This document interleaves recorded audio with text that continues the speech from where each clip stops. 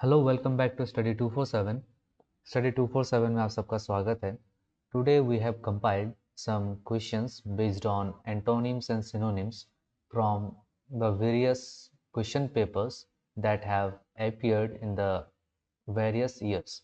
तो पिछले कुछ सालों में टीपीएससी के कंडक्ट किए गए जो एग्ज़ाम्स हैं उनमें जो एंटोनिम्स और सिनोनिम्स के क्वेश्चन हैं, सिनोनिम्स मोर इम्पोर्टेंटली, तो उन सारे क्वेश्चंस को हमने कंपाइल किया है।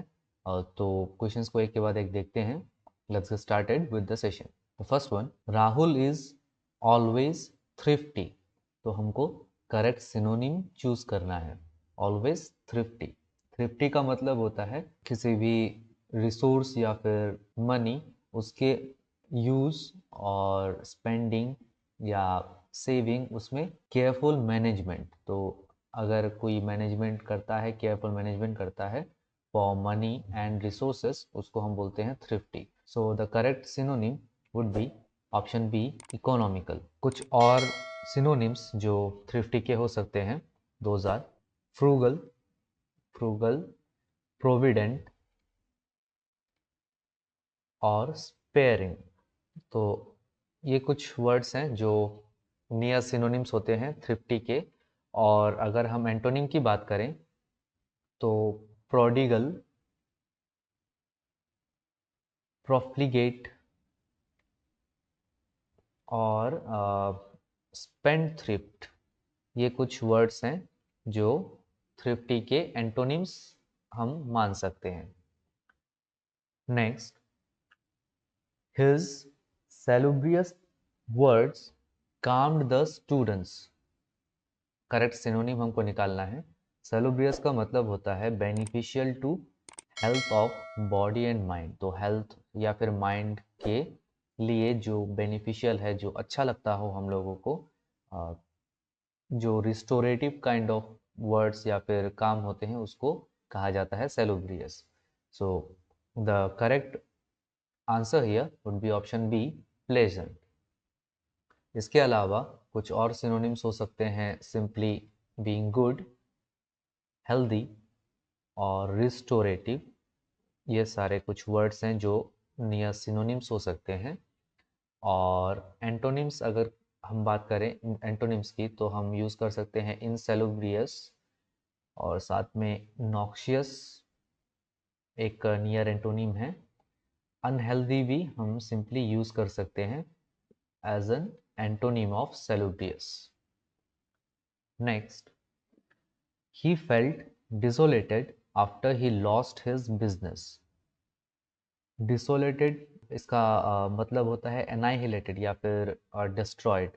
उसको इस वर्ड में इसका जो मीनिंग कन्वे करता है, इस सेंटेंस में पर्टिकुलरली ये कन्वे करता है कि उसके बिजनेस के लॉस के बाद, जब उसका बिजनेस उससे लॉस्ट हुआ, तो ही वॉज डिस्ट्रॉयड, और rather we would say he was demolished। तो कुछ at first the correct answer here would be option A, deserted। और उसके कुछ नियर सिनोनिम्स हो सकते हैं, annihilated। if we consider the noun form desolation, it would be annihilation। तो यहाँ पे जो जैसा फॉर्म है उसका सिनोनिम हम यूज़ करेंगे, उसके नियर सिनोनिम्स हम यूज़ करने की ट्राई करेंगे। और साथ में हो सकता है डिस्ट्रॉयड और डिमोलिस्ड। These are some words which are near synonyms for the word desolated। और एंटोनिम्स की अगर हम बात करें तो हम यूज़ कर सकते हैं built या फिर constructed, या फिर हम यूज़ कर सकते हैं एक और वर्ड है rearing। तो reared जो फॉर्म है rearing का या फिर rear का, इन सबको हम नियर एंटोनिम के जगह पे यूज़ कर सकते हैं अगर वर्ड है डिसोलेट या फिर rather desolated। Next, don't condone such acts which lead to unrest in the country।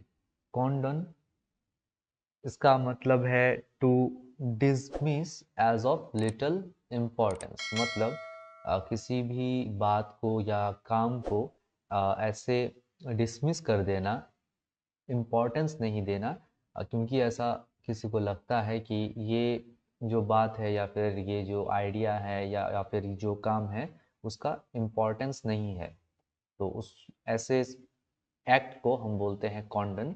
और the correct answer here would be option D, which is overlook. इसके अलावा कुछ और सिनोनिम्स, नियर सिनोनिम्स हो सकते हैं टू ब्रश ऑफ या फिर डिसरिगार्ड। डिसरिगार्ड हो सकता है या फिर एक सिंपल वर्ड है इग्नोर। तो ये सारे हैं कुछ near synonyms. Whereas when we talk about the antonym, it would be to mark.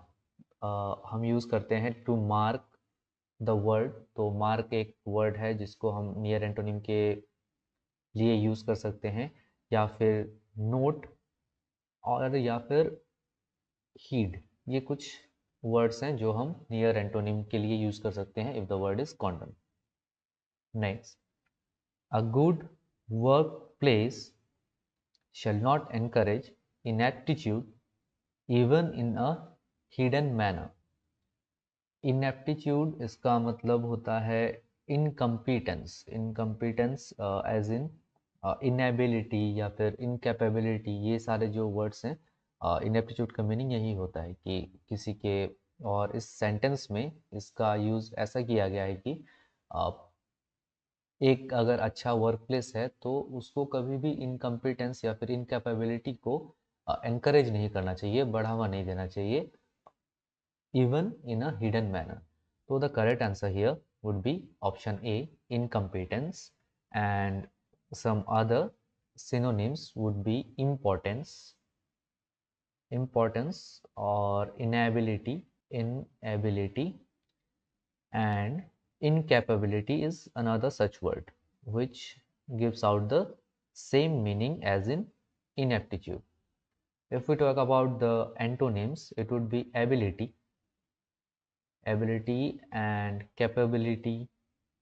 Capability is also such a word which conveys the opposite meaning of inaptitude।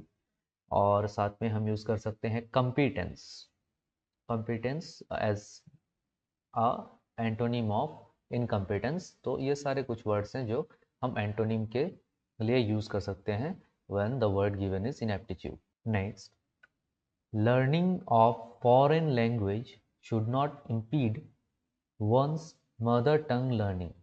impede इसका मतलब होता है टू इंटरफियर, और या फिर to slow down the progress. किसी भी progress को स्लो कर देना या बाधा डालना, that is what impede means. Some synonyms can be hinder, hinder is a synonymous word to that। या फिर हम यूज कर सकते हैं clog, cramp या फिर hold back। तो the correct answer here would be option C, hinder, and these are some near synonyms।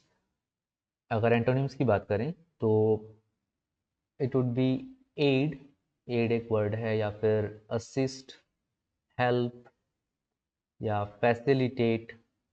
those are some words which can be used as near antonyms of the word impede। आगे बढ़ते हैं। Extradition of the leader of the group was debated for hours in the meeting। Extradition, extradition का मतलब होता है to surrender. किसी भी criminal offence या फिर अलेजेड क्रिमिनल ऑफेंस के लिए अगर ट्रीटी के थ्रू या फिर समझौते के थ्रू अगर कोई सरेंडर करता है, कोई लीडर सरेंडर करता है, the head of the group surrender करता है, तो उसको उस वर्ड, उस एक्टिविटी को, उस एक्ट को हम यूज़ कर सकते हैं टू डिस्क्राइब। और extradition is that's word which we use to describe such a activity or such an act। So the correct answer here would be option D, deportation। deportation होगा सही synonym। Other than that, extradition it simply means to surrender। तो surrender भी एक near synonym इसका हो सकता है surrender. आगे बढ़ते हैं। Next, it was felt that the decision to remove the group from the exercise would be detrimental to the organization. Detrimental इसका मतलब है undesirable या फिर harmful। कोई भी चीज़, कोई भी एक्ट या फिर कोई पर्सन, कोई आइडिया, कुछ भी अगर वो हार्मफुल है तो उसको हम यूज़ करते हैं। हार्मफुल का दूसरा नियर सिनोनिमस वर्ड है डेट्रीमेंटल। तो detrimental it means something which is और समवन विच इज़ अनडिजायरेबल और harmful. So the correct answer here would be option C, disadvantageous. तो डिसएडवांटेजियस का मतलब है कि जिससे कोई एडवांटेज ना हो, उल्टा जो हो, एडवांटेज के जगह पे जो हमको डिसएडवांटेज दे, that is disadvantageous. Some near synonyms can be adverse, harmful, baleful and injurious. These are some near synonyms, whereas when we go for antonyms, benign, benign is also a word, benign, benign, harmless, harmless, या फिर हम साथ में use कर सकते हैं innocent. These are some near antonyms of detrimental. If you are preparing for the upcoming TPSC examinations, especially LDC, the upcoming LDC examinations, तो अगर कोई प्रिपेयर कर रहा है, कोई सीरियस कैंडिडेट्स हैं, एस्पायरेंट्स हैं, तो हमारे LDC के सजेशन के लिए स्टडी मटेरियल जो अवेलेबल है हमारे पास, वो आप ऑप्ट कर सकते हैं। इसमें पेपर 1 और पेपर 2 दोनों कंपाइल किए गए हैं इन अ वेरी हेल्पफुल मैनर। की पॉइंट्स को हाइलाइट्स किए गए हैं, जो प्रीवियस ईयर के पैटर्न्स हैं क्वेश्चन के, जो कि टीपीएससी में रेगुलरली अपीयर हो रहे हैं, उसके बेसिस पर, लेटेस्ट पैटर्न पर बेस करके ये स्टडी मटेरियल तैयार किया गया है। और साथ में तो आप अगर इंटरेस्टेड हैं तो जल्द से जल्द हमारे स्टडी मटेरियल को ऑर्डर कीजिए। Getting back into the subject, let's get to the next question. The question is, the his derisive behavior has led to the situation we face now. His derisive behavior has led to the situation we face now. Derisive इसका मतलब होता है सिले, कुछ भी harmful इसको नहीं बोल सकते, इसको हम एग्जैक्टली हार्मफुल नहीं बोल सकते, क्योंकि that is not intentional. Behavior which is derisive is not intentional, but the result is adverse. Result गलत आता है, पर वो जो इंटेंशन है, वो इंटेंशन गलत नहीं होता, पर जो रिजल्ट है वो गलत आ जाता है। तो दैट इज व्हाट डिराइसिव मीन्स। तो डिराइसिव इसका जो करेक्ट यहाँ पे सिनोनिम होगा वो होगा contemptuous. Contemptuous would be the correct synonym here. Other synonyms can B absurd, other synonyms can B absurd, और साथ में हो सकता है सिंपली सिली हम यूज़ कर सकते हैं, एज आई सेड सिली, या फिर लुडिक्रस। लुडिक्रस एक और वर्ड है जिसको हम नियर सिनोनिम्स में यूज़ कर सकते हैं। Next, any classroom should provide an engaging environment for learners. Engaging इसका मतलब है किसी भी फेवरेबल इंटरेस्ट को ड्रॉ करना, सामने लाना, बढ़ावा देना, encourage करना, that is the meaning of engaging. So it is something or some act or anything that is that tends to draw the favorable interest. So the correct answer here would be option B, appealing, and some other synonyms can be alluring and attractive, या फिर captivating. Captivating. These are some near synonyms. And if we talk about the antonyms, then it would be boring, या फिर dull, या हम कह सकते हैं monotonous, monotonous which means lacking variety. So these are some near antonyms of the word engaging. That would be all for today. Thank you for watching the video. Please leave a like if you like the content. Subscribe to our channel to get regular updates. Press that bell icon to get notification whenever we upload a new video. You can also go follow our social media accounts on Facebook, Twitter and Instagram to get regular updates about daily GK, current affairs, notifications, job notifications, etc.